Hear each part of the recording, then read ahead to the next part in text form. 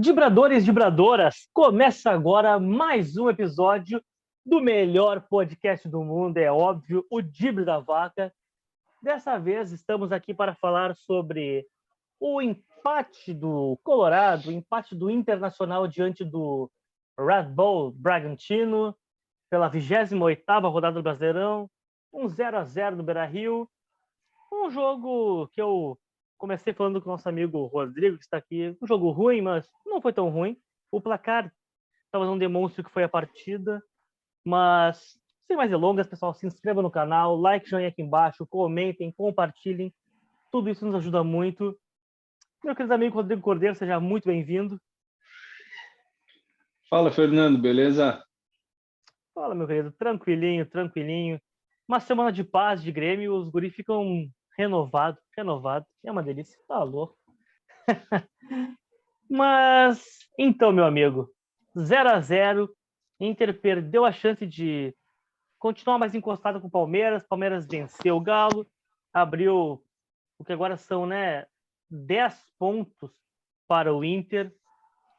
Enfim, como que tu viu a partida do Colorado hoje, a atuação, a escalação e a projeção de futuro para o Inter? Contigo, meu amigo.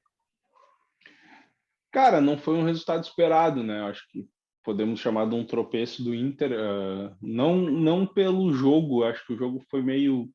O Inter não fez uma boa exibição, mas o Bragantino também não, e principalmente no segundo tempo, onde o Inter tentou impor um pouco mais, mas foi um jogo de pouca criação das duas equipes, sabe? Eu acho que a escalação do Inter, o Mano tentou de uma certa forma manter um pouco do que estava sendo, voltou o Depena e manteve o Edenilson no jogo, né, que já tinha jogado lá contra o Corinthians, mas o Inter não conseguia sair, estava meio preso. O Alan Patrick hoje não fez uma boa partida e aí o Inter ficou muito dependente das estocadas na velocidade do Pedro Henrique e na trombada do alemão. E aí tu sente que faltava um pouco mais, sabe? Eu acho que faltou um pouquinho mais de construção de jogada. O Depena até tentou bastante pelo lado esquerdo e muitas vezes com qualidade. O Edenilson já pelo lado direito não conseguiu. Acho que foi talvez uma das piores apresentações que eu vi do Edenilson. Acho que hoje ele não Concordo. deu certo, não deu certo. E aí depois no final até quero comentar uma coisa a respeito disso, que daí para mim foi um erro do Mano, né? Mas vou deixar um pouquinho para depois. Eu acho que o Inter ele começou com uma postura bem bacana, porque ele começou marcando dentro do campo do Red Bull. E nos primeiros 10, 15 minutos o Inter até conseguiu umas 2, 3 roubadas de bola e levar um pouco, não de perigo ao gol, mas chegar com ímpeto, né? Conseguir roubar a bola ali próximo e já sair em transição e tudo mais. Mas logo depois o Bragantino conseguiu se estabilizar no jogo, o Inter parou de avançar essa marcação lá em cima, começou a dar mais espaço. O Bragantino não levou perigo para o Inter no primeiro tempo, em nenhum momento. O Kehler foi só um mero telespectador de dentro do campo. Mas, cara, faltou criação para o Inter. Faltou um pouco de... Faltou estar numa noite inspirada, vamos dizer assim. Aí no segundo tempo eu acho que o Mano mexeu mal, tá? Aí é o ponto que eu quero trazer, porque para mim, se o Edenilson não está funcionando na função dele como volante de saída pelo lado direito, ou meia pelo lado direito, cara, não tem por que tu tirar ele da posição, jogá-lo para lateral e aí fazer uma improvisação em cima do que já era uma improvisação, que foi a estreia do... me faltou o nome agora do gurizão ali da ponta direita ali que estreou hoje. O Igor Gomes? Gomes, tá? Eu lembrei do Igor, É, mas faltou o Gomes. é o xará do cara do São Paulo. É, e aí, cara, para mim ali o Mano pecou, sabe? Eu sei que de repente ele tentou não expor mais o Edenilson, né, no sentido de uma troca e ser vaiado, mas aí cada momento que ele errava em campo ele era vaiado e tu via que cada vez menos ele tentava alguma coisa. Então o Inter ele praticamente nos últimos 20, 25 minutos jogou com um jogador a menos em campo.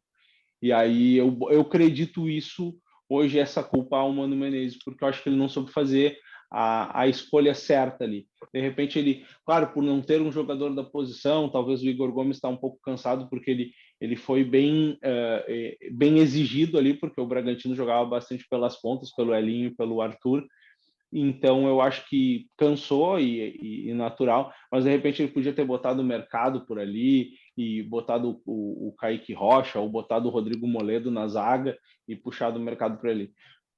Acho que ele pecou nesse sentido, e aí eu acho que isso fez com que o Edenilson caísse mais de produção. O Inter, por causa disso, sentiu também, porque tu vê que, pô, cara, deve ser muito ruim tu ver um jogador que é talvez uma das referências do grupo ser vaiado da forma que está sendo, e está sendo motivo de críticas por parte da torcida, né? E aí eu acho que também tem um a mais que, pô, o Mano Menezes ir numa coletiva e dizer que o ciclo do cara realmente, o cara tá pensando nisso aí. Cara, para mim isso aí foi tudo um erro do Inter, tá? Eu acho que foi bem equivocado, muito mal conduzido, e aí tu tá expondo o jogador de uma forma, para mim, o Edenilson não deveria mais fazer parte de escalação, principalmente no Beira-Rio. Se precisar dele jogar fora de casa, beleza, porque eu acho que ele é um bom jogador e pode render, mas tu vê que ele já não tá com a cabeça, a torcida caindo em cima, só bota ele mais para baixo. Eu acho que não tem por que fazer isso com um jogador que para mim, né, foi muito importante para o Inter, apesar de não ter ganho títulos, mas fez o Inter voltar a almejar alguma coisa, buscar alguma coisa.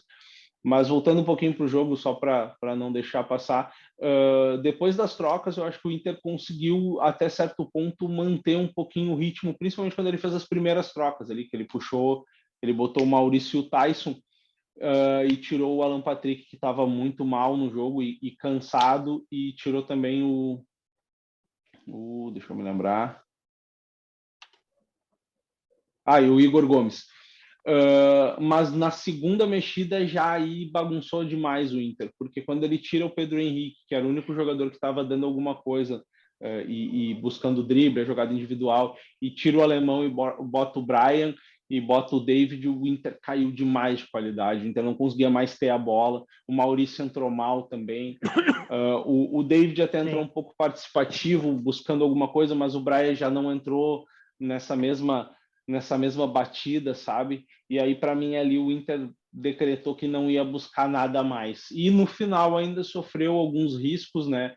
Pela exposição de tentar buscar o resultado, deu espaços, o Kehler fez pelo menos uma defesa muito boa ali num chute acho que era Popó, o nome do jogador, e depois numa falta que o Arthur bate também, ele pega de mão trocada. E aquilo, o Inter, para mim, hoje, né, ele totalmente se descredenciou da busca pelo título, não só porque foi incompetente em ganhar do Bragantino, mas principalmente porque o Palmeiras conseguiu uma vitória muito boa lá contra o Galo muito e abriu 9 pontos para o vice-líder, que agora é o Fluminense, e 10 para o Inter. E, então, para mim, era o único jogo que poderia, de repente, assim, né, o Palmeiras meio destabilizado, toma uma chapuletada do Galo, o Inter faz essa diferença diminuir estava em 8 pontos, poderia cair para 5, e aí sim, né, tu poderia inflamar e tudo mais. Então, para mim, hoje o Inter decretou que não tem mais condição. Agora é buscar um vice-campeonato, né, buscar a vaga direta na Libertadores, conseguir um dinheiro a mais, que com as posições mais acima ganha uma grana a mais, e eu acho que é isso que o Inter tem. Mas dá porque agora já tem um confronto no sábado contra o Santos e dá para buscar essa vitória aí.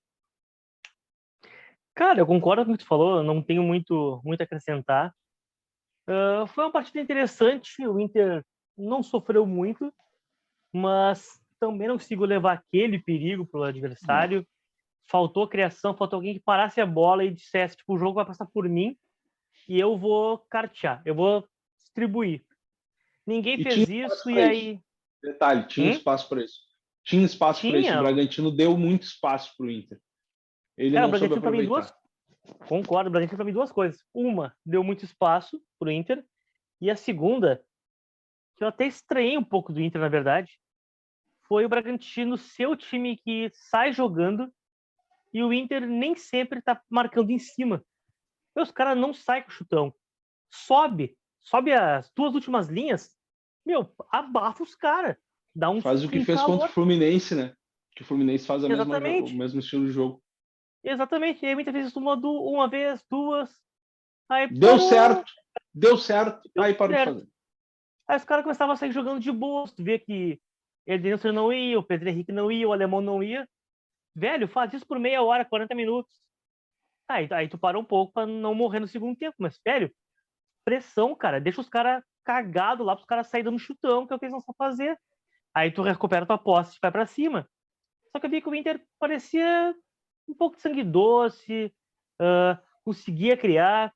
Pra mim, um dos grandes nomes do jogo do Inter hoje, embora eu acho que não tenha feito uma partida tão boa quanto já fez, foi o Pedro Henrique. Ele é um jogador, para mim, diferente, um jogador que dá uma estabilidade no ataque muito boa pro Inter. Aí, várias vezes, tu via assim, o Pedro Henrique isolado lá na frente. Aí, para pegar a bola, muitas vezes ele voltava até o meio de campo, pegava a bola, dava a volta e ele corria, ia com tudo para dentro, ou trocava passe, ou tentava ir a dribles, porque não tinha quem fizesse essa função. Ele estava numa Pode batida falar. diferente dos demais, né? Ele estava num 220, todo mundo estava no 110. Tipo assim. A Exatamente. galera Foi não exatamente estava o na que mesma aconteceu. frequência dele. Ele ficou sem parceria. Tava sem parceria em campo hoje. Era ele jogando com ele mesmo. E não querendo criticar, mas já criticando, para mim hoje ficou nítido a diferença de alguns jogadores do Inter pro alemão. O alemão é um jogador abaixo, tem feito boas partidas, tem concluído bem, tem feito seus gols, mas hoje, que o Inter não teve um time coeso, tu vê que o alemão é um Diego Souza. Tipo, um cara, é um a menos em campo, que a bola não chega e ele não vai atrás, Sim. sabe? E aí tu vê como um Pedro Henrique é um jogadoraço, para mim um jogadoraço diferenciado, que o time tá mal, não, então tá, o time tá mal, mas eu vou tentar fazer. Eu vou pegar, eu vou tentar criar, se não der, eu vou tentar criar e chutar gol, como ele fez algumas vezes. E, cara, do mais é isso. Defensivamente, o Inter não sofreu muito, embora o Bragantino chegasse até com certo volume, com certo espaço, o Inter deu bastante espaço hoje. O Kehler não teve grandes perigos. Acho que na hora H, pelo menos no miolo de zaga, o Inter estava muito bem assegurado, então não sofreu, estava tranquilo. E era um jogo, cara, que era para nós estar falando aqui, foi uma vitória tranquila do Inter. Só que faltou o gol, então foi um empate péssimo para quem pretendia ser campeão. Eu via muitos amigos colorados achando que podia, muitos céticos. Eu, com uma, vamos dizer assim, meu 50% secador e meu 50% isento, eu não achei que o Inter tivesse chance de título, porque a diferença do Palmeiras era muito grande. É muito grande. Agora aumentou ainda mais, né? Mas já era muito grande.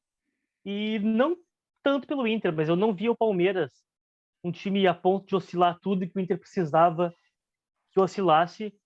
Não via também, tipo assim, o Palmeiras na batida que tá fazendo, se oscilar um pouco, cara, o Inter para conseguir passar um Palmeiras desse, o Inter vai ter que fazer 100% nos próximos 10 jogos, sabe? Para mim, pelo Palmeiras, a chance de oscilação do Palmeiras ia exigir do Inter uma campanha absurda, muito absurda, que o Inter não teria como fazer. É o que eu via, mas agora acho que o Inter talvez volte os pés mais pro chão. O título é só uma hecatombe, ainda dá, mas né, quase impossível. E foca na vaga direta na Libertadores para não prejudicar a próxima temporada, não correr o risco de uma pré-Libertadores para destruir a temporada.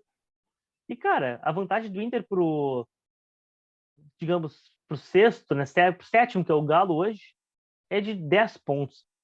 Então a vaga direta do Inter tá 99,9% assegurada. Hoje é um G4, mas a gente sabe que vai passar disso, porque Flamengo e Atlético Paranaense estão na final da Libertadores. Um é o quinto, outro é o sexto. Então, deve se manter por ali, já vai abrir mais uma vaga nessas.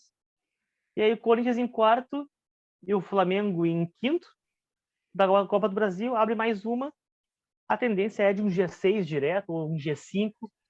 E nisso o Inter tá muito tranquilo. Acho que o final de ano pro Inter é manter o G4 ali. E para quem estava contando os dias para chegar em 45 pontos, uma vaga direta não é nada mal, né? Pô, com certeza. Cara, uma última coisa que eu queria falar foi da arbitragem. Cara, como me incomodou o juiz no primeiro tempo. Ah, Bah, como ele eu me deu concordo. raiva, cara. Porque, pelo amor de Deus, tinha umas coisas assim muito absurdas. Teve no mesmo lance uma falta pro cara do Bragantino na entrada da área e sei lá, um trator que passou por cima acho que foi do Pedro Henrique no mesmo lance, assim. E, cara, Foi do Pedro Henrique. ele meteu assim, ó, vai, sabe? E várias faltas iguais em que ele tava deixando o jogo rolar. E aí, no segundo tempo, as mesmas faltas, ele apitava todas.